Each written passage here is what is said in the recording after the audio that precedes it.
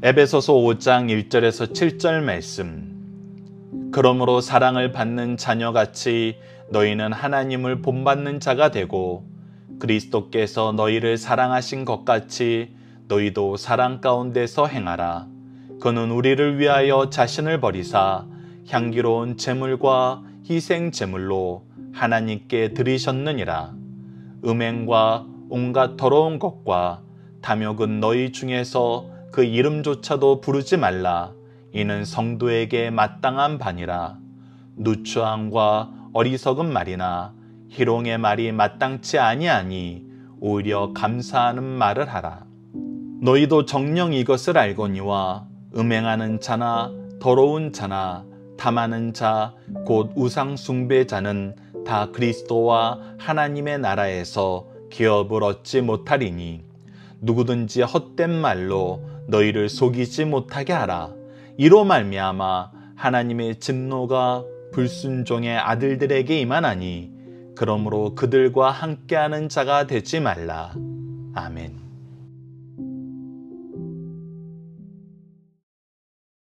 안녕하세요. 승리한상 가족 여러분, 그리고 강성성경 연구원 여러분. 오늘은 에베소서 16번째 시간으로 에베소서 5장 1절에서 7절 말씀을 그리스도께서 사랑하신 것 같이 너희도 사랑하라 라는 제목으로 함께 말씀을 나누도록 하겠습니다. 기독교인들, 교회의 표지는 사랑이라고 얘기합니다. 특히 하나님께서는 우리가 반드시 사랑해야 될 의무가 있는 사람이 있다라고 얘기합니다. 그것이 바로 누구입니까? 바로 하나님께서 세우신 신적 기관인 가정과 교회에 소속된 사람은 우리가 그리스도의 사랑으로 서로 사랑해야 되는 사람입니다. 이 사랑을 통해서 하나님께서는 하나님의 뜻을 이루시고 하나님의 영광이 나타나는 것을 기뻐하십니다. 그래서 이 안에서는 우리가 반드시 사랑해야 됩니다. 먼저 사랑할 의무가 있는 사람들을 사랑하지 못하고 우리가 누군가를 사랑한다는 것은 우리가 하나님의 계획대로 나가는 것이 아니라 우리가 좋아하는 모습의 사랑만 추구하는 것이 될 수 있습니다. 왜 그렇습니까? 하나님께서 가정과 교회에서 하나님께서 우리에게 사랑해야 될 의무를 주셨다는 것은 그곳에서 우리가 사랑받을 수 있게 누군가를 준비해 놓으셨다는 것입니다. 그래서 교회와 가정은 사랑이 계승되는 곳입니다.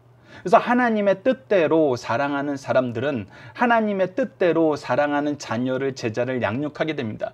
그리고 나서 우리가 성경을 통해서 확인하는 놀라운 역사는 무엇이냐면, 처음에는 내가 사랑을 베풀었던 그 사람이 어느덧 성장하여서 우리가 바울 서신에서 자주 발견하는 게 되는 것처럼 사랑하는 동역자들을 소개하면서 그가 얼마나 기뻐하는지 보는 것처럼 장성하여 우리에게 축복을 전하는 축복의 통로가 되어서 하나님의 일을 함께 이루는 정말 신실한 동역자들, 너무나 우리의 기쁨이 되는 동역자가 되었다는 것입니다. 그래서 이것이 계속 이루어지는 것은 하나님이 정해놓으신 질서 안에서는 너무나 자연스러운 것입니다. 그래서 우리가 이것이 잘 이루어지지 않을 때 우리는 말씀으로 하나님의 뜻을 다시 한번 묵상하고 하나님의 역사를 우리가 간구하며 기도함으로 인내하며 섬기며 사랑을 실천해야 되는 것입니다. 자, 오늘 본문 말씀도 그 내용을 가르쳐주고 있습니다. 그리고 반대로 우리가 하지 말아야 될 것에 대해서 더욱더 강하게 말씀하십니다. 우리가 가정과 교회에서 이런 사랑의 모습이 있는지, 우리가 가정과 교회에서 이런 헛된 모습이 있는지 오늘 본문 말씀을 통해서 확인하고 우리의 삶을 하나님 앞에 온전히 드리는, 하나님 앞에 온전히 내어놓는 그런 시간이 되었으면 합니다. 1절을 보십시오. 그러므로 사랑받는 자녀같이. 자, 여기서 처음 시작을 어떻게 합니까? 사랑받는 자녀같이라는 건 뭐예요? 바로 너희들은 이미 하나님의 사랑을 받고 있다는 거예요. 너희들이 하나님께 그동안 받아왔던 그 사랑처럼 너희들이 자녀로서 누려왔던 그 사랑 안에서 너희는 하나님을 본받는 자가 되고 라고 얘기합니다. 즉 너희들을 하나님께서 먼저 사랑하시고 너희들에게 그 보여주신 사랑의 모습을 너희들이 잘 기억하고 이 본을 따라 사랑하는 사람이 되라는 것입니다. 2절에서는 이것을 좀 더 구체적으로 얘기해 주고 있습니다. 그리스도께서 너희를 사랑하신 것 같이 너희도 사랑 가운데 행하라. 그는 우리를 위하여 자신을 버리사 향기로운 제물과 희생 제물로 하나님께 드리셨느니라 라고 기록되어 있습니다. 자, 우리가 1절과 2절을 통해서 보게 되는 것은 하나님이 우리를 어떻게 사랑하셨냐를 보여주는데, 첫 번째는 무엇입니까? 우리가 그에게 먼저 사랑받았다는 것입니다. 그래서 하나님은 우리를 항상 먼저 사랑하십니다. 그리고 우리가 이 부분은 여러분께서 먼저 사랑하심이란 단어를 들으면 바로 기억나실 거예요. 우리가 요한 1, 2, 3서를 통해서 하나님이 우리를 사랑하시는 모습에 대해서 5가지로 살펴봤는데, 그 중에 처음 3가지가 무엇이냐면 하나님은 우리를 먼저 사랑했고, 두 번째가 뭐냐면 더욱 사랑하셨고, 우리가 하나님을 사랑한다는 것과는 비교가 될 수 없을 만큼 하나님은 우리를 사랑해 주셨습니다. 그리고 마지막이 뭐였습니까? 끝까지 사랑하셨다는 겁니다. 끝까지 사랑하셨다는 거예요. 그래서 이 내용을 우리가 1절과 2절에서 발견할 수 있는데, 첫 번째에서 사랑받는 자녀같이라고 얘기하면서 너희들이 먼저 사랑을 받았고, 그리스도께서 너희를 사랑하신 모습을 통해서 우리가 볼 수 있는 것은 무엇이냐면 우리가 할 수 없는 정말 엄청난 사랑을 하셨다는 것입니다. 너무나 놀라운 사랑을 하셨다는 거예요. 우리가 드릴 수 있는 사랑보다 더 큰 사랑을 우리에게 주고 계신다는 거예요. 그 사랑이 뭐예요? 자신을 버려서 향기로운 제물과 희생 제물로 하나님께 드리신 것, 즉 우리를 대신하여 속죄의 제사로, 번제의 제사로 하나님 앞에 드려졌다는 것입니다. 이것이 바로 목숨을 버리신, 자기 자신을 버리신 예수님의 사랑이고, 우리가 드릴 수 없는 사랑의 모습, 우리가 할 수 없는 사랑의 모습을 우리에게 보여주심으로써 우리를 더욱 사랑하신 그 사랑의 모습을 가르쳐주고 있습니다. 우리가 아래에 요한 1서 말씀의 교훈으로 살펴봤던 이 3가지 사랑의 모습을 적어놨습니다. 이 부분을 통해서 다시 한번 확인해 보도록 하겠습니다. 요한 1서 4장 19절은 이렇게 기록되어 있습니다. 우리가 사랑하면 그가 먼저 우리를 사랑하셨습니다. 우리가 하나님을 먼저 사랑한 것이 아니라 하나님이 우리를 먼저 사랑하셨고 그 사랑을 본받아 살게 하셨어요. 두 번째는 요한 1서 3장 16절로 20절 말씀을 통해서 보는 것처럼 그가 우리를 위하여 목숨을 버리셨으니, 우리는 단순히 그냥 섬기기만 했어요. 그의 이름에 합당한 영광만 돌렸어요. 근데 그분은 우리를 위해서 무엇을 하셨냐면 목숨을 버리셨어요. 우리가 이로써 사랑을 알고 우리도 형제를 위하여 목숨을 버리는 것이 마땅하느니라. 그래서 이 안에서 주시는 하나님의 사랑의 놀라움을 경험하게 하시고 그 풍성한 사랑을 우리로 하여금 전하게 하셨어요. 전하게 했을 때 가장 아름다운 모습은 참 하나님의 사랑을 알고, 참 그리스도의 사랑을 알고, 참 성령님의 사랑을 알아서 우리도 그 사랑에 감격하여서 그 사랑을 우리도 할 수 있도록 이끄심에 순종하는 삶의 모습이었다는 거예요. 그래서 우리도 목숨을 버리는 사랑을 할 수 있었고, 우리의 믿음의 조상들이 얼마나 이 목숨을 버리는 사랑으로 우리에게 이 진리를 계승해 줬는지 알고 있습니다. 우리 대한민국 안에서도 일제강점기에 6.25 전쟁 때, 그리고 제가 어렸을 때만 해도 정말 많은 사회적인 압박 속에서도 신앙을 지키기 위해서 정말 목숨을 걸고, 예배를 지키기 위해서 목숨을 걸고, 이 사랑을 우리에게 나타내기 위해서 목숨을 걸고 인생을 사신 분들이 너무나 많아요. 그것이 바로 우리에게 그리스도의 사랑을 보여주는 모습이었고, 그분들이 자기의 영광을 위해서 그런 것이 아니라 하나님께서 우리에게 주신 이 귀한 가정을 지키기 위해서, 이 귀한 교회를 지키기 위해서. 왜? 이 가정과 교회는 우리가 신앙 안에서 안전하게 살 수 있는 가장 복된 곳이니까. 그래서 교회를 위해서, 이 교회의 구성원들을 위해서, 자기 자녀들을 위해서, 자기 영적 자녀들을 위해서 목숨을 버리시는 사랑을 보여준 우리 신앙의 선조들이 얼마나 많습니까? 우리가 교회에서 안에서도 확인하는 것처럼, 여러 가지 전승을 통해서 확인하는 것처럼 예수님의 제자들도, 사도들도 목숨을 버리면서 이 복음을 위해서 살았던 것을 우리가 볼 수 있습니다. 그래서 예수님이 우리에게 보여주신 사랑은 우리를 더욱 사랑하시는 사랑의 모습이었어요. 목숨까지 버리시는 사랑의 모습이었어요. 계속해서 요한 1서 말씀을 봅시다. 누가 이 세상의 재물을 가지고 형제의 궁핍함을 보고도 도와줄 마음을 닫으면 하나님의 사랑이 어찌 그 속에 거하겠느냐. 하나님은 목숨까지 버려서 우리를 사랑하셨는데 우리가 그 재물이 아까워서 형제를 도울 수 없다면 어찌 우리가 하나님의 사랑으로 사랑하는 거라고 할 수 있냐는 거예요. 자녀들아, 우리가 말과 혀로만 사랑하지 말고, 그래서 우리가 말로만 사랑합시다 하지 말고 행함과 진실함으로 하나님이 우리에게 주신 이 사명과 은혜의 풍성함을 이 사랑하는 데 쓰라는 거예요. 이로써 우리가 진리에 속한 줄 알고 또 우리의 마음을 주 앞에 굳세게 하리니 이는 우리 마음이 혹 우리를 책망할 일이 있어도 하나님은 우리 마음보다 크시고 모든 것을 아시기 때문이라. 그래서 우리가 이 부분은 우리가 이제 3절 이후에서도 나타나게 되는데, 사랑에 감격하여서 살게 된다는 것은 무엇이냐면 사실 내가 어느 일정 수준에 도달해서 그런 삶을 살 수 있는 것이 아니라는 거예요. 우리의 삶이 그냥 하나님의 은혜에 내맡겨졌다는 것입니다. 우리가 가끔 물에 빠졌을 때 이 구조에 대해서 가르쳐 주시는 분들이 뭐라 그래요? 힘을 빼고 가만히 있으라고. 그리고 구조하는 손길에 당신을 맡기라고. 오히려 당신이 발버둥을 치면은 구조하는 사람들까지 힘들고 같이 위험해질 수 있다고. 우리가 무엇인가를 하려 하는 것이 오히려 우리를 위험하게 만들 때가 있다는 걸 우리가 알아요. 근데 그러면서 동시에 경험하게 되는 놀라움이 뭐냐면, 오히려 그 은혜에 우리를 맡기고 그 사랑에 우리를 맡겼을 때 하나님은 우리를 통해서 오히려 놀라운 일을 하세요. 더 많은 생명을 얻게 하시고 구하게 하시고 열매를 맺게 하시더라는 거예요. 그래서 우리가 사는 방법이 무엇인가를 하는 삶이 아니라 그분의 은혜에 맡긴 은혜에 맡긴 삶을 살고, 모든 주권이 하나님께 있음을 인정하고 그분의 뜻 안에서 살 때 우리는 훨씬 더 놀라운 일, 훨씬 더 놀라우면서 동시에 하나님이 기뻐하신 일을 하게 되는 걸 발견하게 됩니다. 그래서 우리가 의롭다 하심을 받은 것, 하나님의 일꾼 된 것을 오히려 하나님이 증명해 주시는 상황을 우리가 경험하게 돼요. 그리고 나서 마지막에 끝까지 사랑하신다는 걸 우리가 두 가지 면으로 볼 수 있는데, 첫 번째 요한복음 13장 1절에서 예수님이 마지막까지 제자들을 사랑하시는 그 모습 안에서 끝까지 사랑하는 모습이 나타납니다.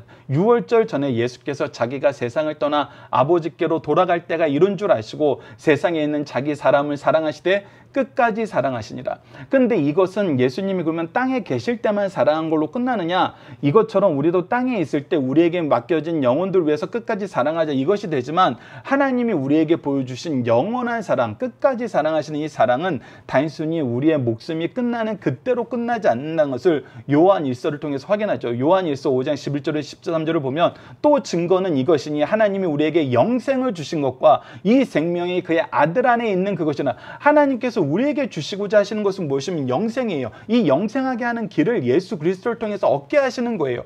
그러면 이 영생 안에 살게 하시겠다는 건 무슨 뜻이에요? 우리가 사랑장에서도 확인하는 것처럼 믿음과 소망과 사랑은 항상 있는 것 중에 그 중에 제일은 사랑이라고 얘기하면서 여러 가지가 앞에서 끊치게 되는 것을 보잖아요. 여러 가지 은사가 이제 중지되고 모든 것이 성취되는 그때가 오면은 더 이상 필요 없는 것들이 있어요. 그런데 사랑은 영원한 거거든요. 그렇다면 우리에게 영생을 주시겠다는 것은 무엇 하시겠다는 거예요? 우리를 영원히 사랑하시겠다는 거예요. 우리로 하여금 영원히 그의 사랑 안에 거하게 하시겠다는 거예요. 처음부터 하나님은 우리를 사랑하시기 위해서 창조하셨고 끝까지 사랑하시는 모습을 이렇게 성취시켜 주시는 거예요. 아들이 있는 자에게는 생명이 있고 하나님의 아들이 없는 자에게는 생명이 없느니라. 내가 하나님의 아들의 이름을 믿는 너희에게 이것을 쓰는 것은 너희로 하여금 너희에게 영생이 있음을 알게 하렵니다. 그래서 너희들 존재가 어떤 존재이냐? 잠깐 빛을 발하고 잠깐 잘되고 그 다음에는 옛날 사람 취급받는 그런 존재가 아니라 영원히 하나님의 사랑받는 존재라는 거예요. 이 사랑은 변하지 않고 끝나지 않고 줄어들지 않는다는 거예요. 그래서 우리가 영원히 이 사랑에 거하면서 동시에 우리가 무엇할 수 있는 거예요? 영원히 이 사랑을 전할 수 있게 되는 거예요. 나눌 수 있게 되는 거예요. 여러분들, 이것이 사랑으로 이루어지는 기독교 공동체의 영원한 모습인 것입니다. 그렇다면 이것이 하나님께서 주시는 공급함 속에서 이루어지기 때문에, 하나님의 약속 안에서 이루어지기 때문에, 하나님의 은혜 안에서 이루어지기 때문에, 하나님의 이끄심 안에서 이루어지기 때문에 이것은 우리에게 너무나 자연스럽고 오히려 기쁜 일이 되고 우리에게 항상 열매가 풍성한 일이 돼요. 그런데 이것을 막는 것이 있어요. 이것을 정말 심각하게 저해하는 것이 있습니다. 특히 가정과 교회 안에서 이런 것이 있으면은 사랑을 받아오던 우리 자녀들이 그 사랑이 다 가짜라고 느끼게 됩니다. 사랑이란 말을 꺼낼 수가 없는 상태에 놓이게 돼요. 그것이 무엇입니까? 3절의 첫 번째, 음행입니다. 간음하지 말라에 대해서 제가 초등학교 아이들한테는 나쁜 사랑이라는 표현을 해요. 참, 이건 이기적인 거예요. 본질적인 것이 아니에요. 이것을 자연스럽다라고 얘기하고 있는데, 항상 악은 악에 대해서 얘기할 때 자연스러운 것이라는 표현을 많이 써요. 본능적이라는 표현을 많이 써요. 그 말이 일부 맞아요. 왜 맞냐면 죄인들에게는 자연스러운 거예요. 죄인들에게는 본능적인 거예요. 그래서 하나님이 죄의 문제 해결이 그렇게 중요하다고 말씀하시는 거예요. 예수님이 죄의 문제 해결을 위해서 오신 거예요. 왜? 모든 것이 뒤틀려 있거든요. 뒤틀린 것이 옳아 보이고, 뒤틀린 것이 합리적이어 보이고, 뒤틀린 것이 인기가 있어 보이거든요. 실제로 인기가 있거든요. 그런데 그렇게 살면 멸망밖에 없어요. 음행이 있는 곳에 우리가 사랑을 얘기할 수 있겠습니까? 음행으로 인해서 상처받은 사람들에게, 상실한 사람들에게 사랑을 얘기할 수 있겠습니까? 우리 시대 부모님들 중에 가끔 이런 얘기 하시는 분들이 있어요. 저희가 결혼 정년기 때 결혼을 안 하고 계속 이제 나이가 이제 계속 쌓이게 되면은 가끔 교회 안에서도 그런 말씀을 하시는 분들이 계셨어요. 우리 부부가 사는 모습이 행복해 보이지 않아서 아이들이 결혼을 하고 싶어 하지 않는 것 같아서 참 미안하다고. 부모에게는 그런 모습을 보이는 것도 되게 미안하고 걱정스러운 모습이고, 실제로 그것이 영향을 주고 있기 때문에 이러한 부분까지도 우리는 조심해요. 그런데 음행이라니요. 더 나아가서 온갖 더러운 것과 탐욕으로 물들어서 부부관계에서도, 부모와 자식 관계에서도, 형제 관계에서도 이 탐욕으로 쌓여 있고 온갖 더러운 것으로 쌓여 있고 음행으로 망가져가고 있다면은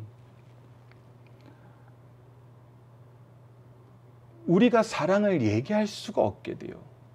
그걸 사랑이라고, 사랑했다라고 얘기할 수가 없게 돼요. 그래서 이것은 정말 모양이라도 버려야 돼요. 그래서 뭐라고 얘기합니까? 너희 중에는 그 이름조차도 부르지 말라. 이런 것은 있어서는 안 된다는 거예요. 여러분들 조금 전에 가정의 예만 들었지만 만약에 교회 안에서 이런 일이 있다고 생각을 해보십시오.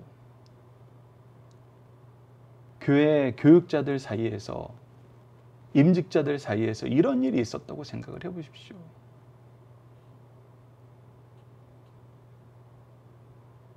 이거는 정말 우리가 조심하고, 이것은 하나님의 사랑의 기준에서 철저하게 우리가 바른 방향을 제시하고 우리가 끝까지 쫓아다니면서 바르게 가르쳐야 됩니다.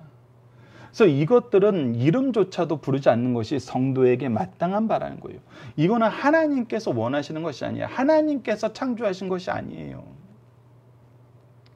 하나님은 질서의 하나님이에요. 하나님의 질서를 인간의 욕심으로 음행한 질서로, 더러운 질서로, 탐욕의 질서로 바꾸시면 안 돼요. 그리고 나서 우리가 3절보다는 중요하게 여기지 않지만 그 효과적인 면에서는 더 깊이 뿌리박고 이것을 심각한지 모르니까 더 쉽게 범할 수 있는 것이 무엇이냐면 바로 4절인데, 바로 누추함과, 이 누추함은 좀 더러운 말을 표현을 합니다. 어리석은 말과 희롱하는 말이에요. 참 이것이 안타까워요. 저도 일부 교회에서 신학교를 다닐 때, 신대원을 다니고 박사과정을 할 때 같이 학업을 하시는 동기분들에게 참 안타까운 얘기를 듣는 거예요. 교회 내에서 지역으로, 학력으로, 재능으로 서로 끊임없이 경쟁을 하다 보니까 때로는 지도하시는 분이, 때로는 동역자들이 서로에 대해서 이 더러운 말과 어리석은 말과 희롱하는 말로 서로를 막 깎아내리는 거예요. 서로를 공격하는 거예요. 왜? 자기가 더 돋보이기 위해서. 여러분, 이러면은 교회가 사랑의 공동체가 될 수 없습니다. 이것은 정말 마땅치 않냐는 거예요. 그래서 뭐라고 합니까? 우리가 오히려 감사하는 말을 하라는 거예요. 여러분들 이제 여기서 보십시오. 여기서 분명한 게 나타납니다.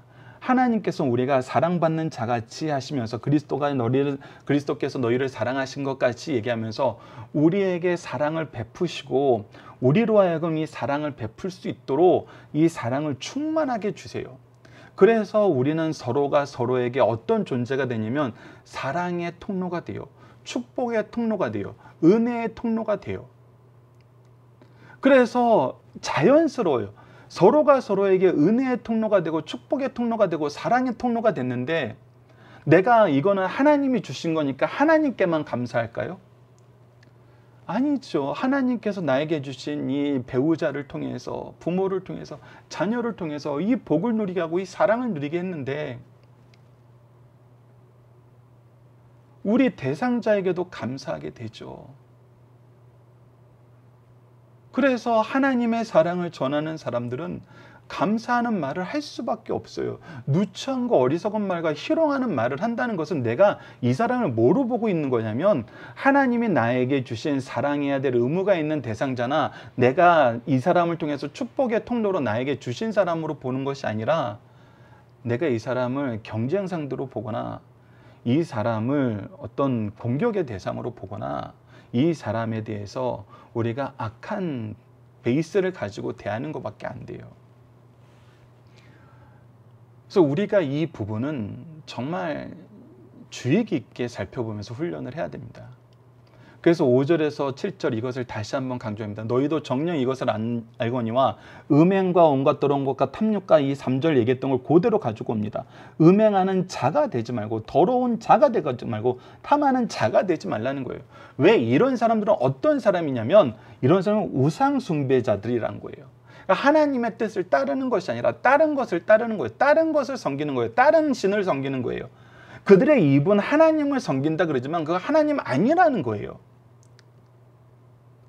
그래서 분명히 다 그리스도와 하나님의 나라에서 기업을 얻지 못하리라. 하나님께서 우리를 자녀 삼아 주신 것은 하나님께서 우리에게 기업 물을 자로 세운 거예요. 근데 기업을 얻지 못한다는 건 무슨 뜻이에요?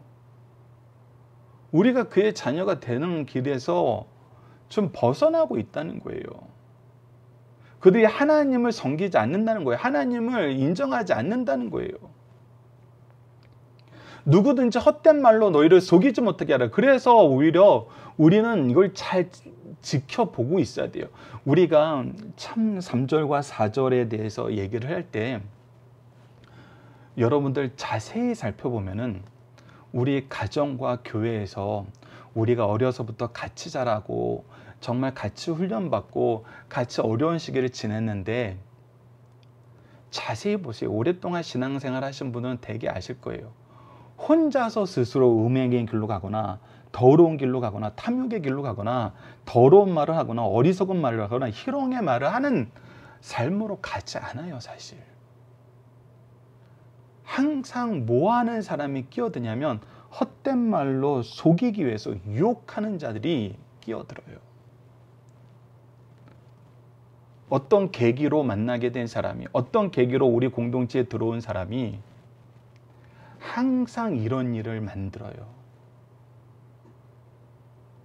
서로 분란하게 만들고 다투게 하게 만들고 의심하게 만들고 서로 미워하게 만드는 그런 자들이 있어요. 그런 것에 어떻게 하라? 속이지 못하게 하라. 속이지 못하게 하라는 이유는 뭐예요? 너희들이 이미 못하게 할 수 있는 능력이 있다는 거예요. 어떻게 이 능력이 있어요? 우리가 하나님께 받은 사랑으로 사랑하라는 이 사랑의 능력이 있어요. 하나님의 뜻을 아는 지혜의 능력이 있어요. 하나님이 우리를 제사장으로 세우면서 주신 거룩함의 능력이 있어요. 하나님께서 우리로 하여금 의를 행할 수 있도록 주신 은사들이 있어요. 그러니까 우리에게는 이미 하나님의 능력이 있어요. 그래서 우리는 항상 이런 일이 있을 때, 이런 시도가 있을 때 더욱더 하나님께 기도함으로 하나님이 우리에게 주신 능력 안에서 우리가 행동해야 돼요. 하나님이 주신 기준 안에서 행동해야 돼요. 이로 말미암아 하나님의 진노가 불순종의 아들들에게 임하니라. 그리고 하나님께서 분명히 이 잘못하는 자들에게, 어리석은 자들에게, 미련한 자들한테 유혹하는 자들에게, 악한 자들에게, 속이는 자들에게 심판하신다고 얘기했고 그 공의를 반드시 성취하세요. 그래서 우리는 오히려 조심해요. 그러므로 그들과 함께하는 자가 되지 말라. 그들과 함께하는 자가 되지 말라. 지난 시간에 말씀드렸던 것처럼 여러분들 이 정도는 구분할 줄 아셔야 돼요. 교회 안에서 아무리 능력이 있고 우리가 물질적으로 도움을 받고 감정적으로 도움을 받고 여러 가지 관계 면에서 도움을 받았더라도 그가 하는 일이 음란과 온갖 더러운 것과 탐욕과 정말 더러운 말과 어리석은 말과 희롱하는 말로 막 사람들을 흔들고 다니는 사람이라면 여러분들 그 사람 가까이 하지 마세요. 그 사람은 헛된 말로 여러분들 속이는 사람이에요. 오히려 사랑하는 일에, 감사하는 일에, 섬기는 일에, 희생하는 일에, 묵묵히 예배를 위해서, 하나님의 영광을 위해서 약한 자를 돌보는 일에 사랑하는 것을 멈추지 않는 그런 일꾼들, 그런 섬기는 분들 여러분들께서는 존경하시고 그런 분들과 함께 해 주십시오. 그것이 지혜로운 길이고 여러분들이 하나님의 뜻을 이루는데 바르게 쓰임받는 길입니다. 절대로 욕심에 이끌린 삶을 스스로 인정하지 마시고 그 결과가 어떤지 여러분들 잠잠히 묵상하고 살펴보실 수 있는 하나님의 은혜가 함께하기를 기도합니다. 자, 오늘 본문의 중심 사상입니다. 우선 5장에 대해서 간단하게 살펴보는 시간을 갖도록 하겠습니다. 순결성을 가르치는 말씀은 다음과 같이 나누고 있습니다. 4장 17절에서 24절에 옛 생활을 버리고 새 사람을 살라는 것으로, 또 25절에서 32절에 새 사람의 구체적인 6가지 삶을 제시하는 것을 확인했었고, 이제 5장으로 넘어와서 1절에서 14절에 새 사람은 하나님의 자녀이니 하나님을 본받아 살면서 빛의 열매를 맺고 빛의 자녀들처럼 행하라는 말씀으로, 그리고 15장에서 21절 새 사람의 지혜로운 삶은 이렇게 사는 것이라는 가르침이 있습니다. 그리고 나서 우리가 오늘 본문을 보면서부터 확인하게 되는 중요한 3가지 내용이 있는데, 그것은 첫 번째는 성도는 서로 용서하기 위해서 하나님을 본받는 자가 되어야 된다는 것입니다. 성도는 그리스도의 자기 희생적인 사랑을 본받아야 돼요. 바울은 하나님과 그리스도를 본으로 제시하면서 성도들이 그 본을 따라 거룩한 순결과 절제를 통해 그 당시 성행한 모든 악을 버려야 한다고 가르쳐주고 있습니다. 당시 잘못된 사상 중 하나는 영지주의예요. 영지주의자들은 몸으로 지은 죄는 영혼에 해를 끼치지 않느니 몸으로 얼마든지 죄를 지어도 괜찮다고 가르쳤어요. 그러니까 이거 본능적이고 괜찮은 것이라고 얘기하는 거예요. 그러나 이러한 주장은 거짓이고 잘못이에요. 누구든지 헛된 말로 너희를 속이지 못하게 하라. 이로 말미암아 하나님의 진노가 불순종의 아들들에게 임하나니 그러므로 그들과 함께하는 자가 되지 말라고 오늘 본문에서 우리가 확인했어요. 그 어떤 죄악도 반드시 공의로우신 하나님의 심판이 있다는 사실을 가르쳐주고 있습니다. 그래서 우리는 하나님의 기준으로 사는 거예요. 세 번째, 하나님은 빛이시오 성도들은 주 안에서 빛이라는 겁니다. 성도는 빛의 자녀들처럼 행하며 빛의 열매를 맺고 살아야 된다는 것입니다. 튼튼한 나무가 열매를 맺고 빛은 어둠을 추방합니다. 성도들은 자신의 삶을 통해 악인들의 삶이 죄악임을 입증하며 의를 성취해 나가는 삶을 살게 된다는 것입니다. 오늘 본문 말씀의 중심 사상을 하나씩 보도록 하겠습니다. 첫 번째, 예수께서 우리를 위하여 십자가를 지심으로 향기로운 제물이 되셨다는 거예요. 성도들은 교회와 성도를 위한 헌신의 향기로운 제물이 되자는 겁니다. 십자가는 사람이 보기에는 엄청난 공포예요. 그러나 이 사건은 측량할 수 없는 사랑으로 행해졌고 하나님이 받으시기에 합당한 향기로 하늘을 가득 채웠어요. 이와 같이 너희도 사랑 가운데 행하라고 말씀은 하나님을 위해, 동료를 위해 자신의 자원을 드리는 희생적인 삶이 하나님께 향기로운 제물이 된다는 사실을 우리에게 가르쳐주고 있습니다. 그리고 앞서 얘기했던 것처럼 이거는 우리가 하나님의 사랑에 우리를 내맡기면 자연스러운 것이 돼요. 자신을 향기로운 제물로 드린 성도들이 반드시 제거할 것이 무엇인지를 가르쳐주고 있어요. 성도는 음행, 온갖 더러운 것, 탐욕을 제거해야 돼요. 이런 것은 거론할 수도 없어요. 이거 절대 있어서는 안 됩니다. 하나님의 사랑을 정말 아주 이상한 사랑으로 바꿔버리고 사랑이라는 것을 거론도 못하게 만들어요. 또 추하고 어리석은 말이나 천박한 농담을 삼가고 범사에 감사하는 말을 하여 성도들을 격려하고 언행을 성도답게 하라고 강력히 촉구하고 계세요. 세 번째, 사랑과 공의의 하나님은 죄에 대해서 반드시 심판하신다는 것입니다. 죄를 두려워하라는 거예요. 만인 구원서를 믿는 자들은 하나님은 사랑의 하나님이시기 때문에 그 누구도 멸망시킬 수 없다고 주장해요. 영주주의자들은 몸으로 지은 죄는 영혼에 해를 끼치지 않으므로 정죄 심판이 없다고 주장해요. 이는 간접적으로 죄를 조장하는 것 같아요. 죄가 괜찮다는 거예요. 죄를 짓는 것은 우리가 이길 수 없는 본능적이라는 거예요. 그러나 누구든지 범죄자는 하나님께서 반드시 공의로운 심판 아래 그를 심판하신다는 거예요. 그러므로 결코 악에 참여하는 자가 되지 말고 하나님의 뜻 안에서 하나님의 은혜의 통로, 사랑의 통로로, 축복의 통로로 살라는 것입니다. 이번 주 공동 제목은 우리를 위해 용서와 사랑 그리고 축복의 통로로 하나님의 종들을 준비하신 것처럼 우리도 하나님의 통로가 되게 하여 주소서로 기도합시다. 오늘 본문 말씀을 통해서는 이미 세상을 이기시고 우리를 의롭다 하신 그리스도의 사랑을 의지하게 하시고 하나님의 공의로운 심판의 확실함을 믿음으로 우리가 악을 이기고 소망 속에서 승리하게 하심을 감사합니다. 항상 주신 사랑과 믿음과 소망 속에서 굳세게 하여 주소서로 기도하는 우리 승리한상 가족 여러분들, 강성성경연구원 여러분들이 기도합니다. 감사합니다.